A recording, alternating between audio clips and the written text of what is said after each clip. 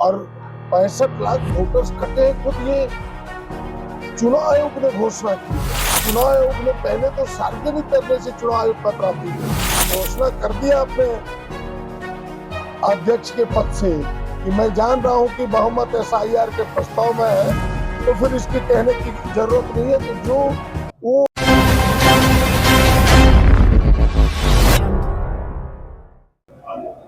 देखिए, एसआईआर गलत है, ये तो पूरी दुनिया समझ चुकी है कि एसआईआर के बहाने अपने विरोधियों की ताकत को कम करना चाहते हैं। जिंदा लोगों को मुर्दा सुप्रीम कोर्ट के सामने भी लोगों ने पेश कर दिया और सुप्रीम कोर्ट ने अंततः उनको निर्देश भी दिया कि भाई आपके ये डॉक्यूमेंट्स केवल नहीं चलेंगे, जो आधार कार्ड है उसको भी डॉक्यूमेंट्स आपको मानना होगा। ये तो सार्वजनिक हो चुकी है बातें। और 65 लाख वोटर्स कटे हैं, खुद ये चुनाव आयोग ने घोषणा की है। और चुनाव आयोग ने पहले तो सार्वजनिक करने से चुनाव आयोग कतराती है कि भाई कौन 65 लाख कटे हम नहीं बताएंगे। अब तो एक एक बूथों पर ये चीजें लगा दिया गया है कि भाई किनके नाम कटे, किनके नाम नहीं कटे। ये सारी चीजें सार्वजनिक हो चुकी है, इसलिए भारतीय जनता पार्टी अब इससे भाग नहीं सकती है। भारतीय जनता पार्टी के मिली भगत से चुनाव आयोग इस खेल को कर रहा था, जिस खेल पर अभी विराम लगा है, ब्रेक लगा है। यह खेल आगे ना चले, इसलिए जनता को जागरूक करने के लिए हमने यह यात्रा निकाली है।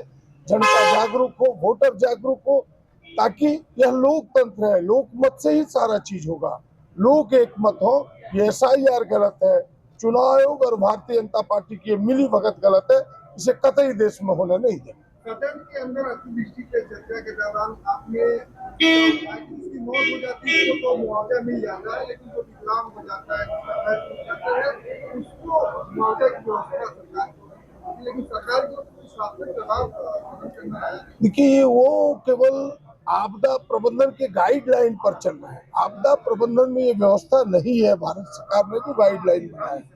मैं आज भी मांग करता हूँ, सदन के अंदर भी किया, बाहर आके भी करूंगा, कि ऐसे लोग जो इस आपदा में जिनके अंग टूट जाए, अंग से विकलांग हो जाए, ऐसे लोगों को भी मुआवजा मिलना चाहिए, क्योंकि इस महंगी के युग में इलाज कराना बड़ा ही कठिन है।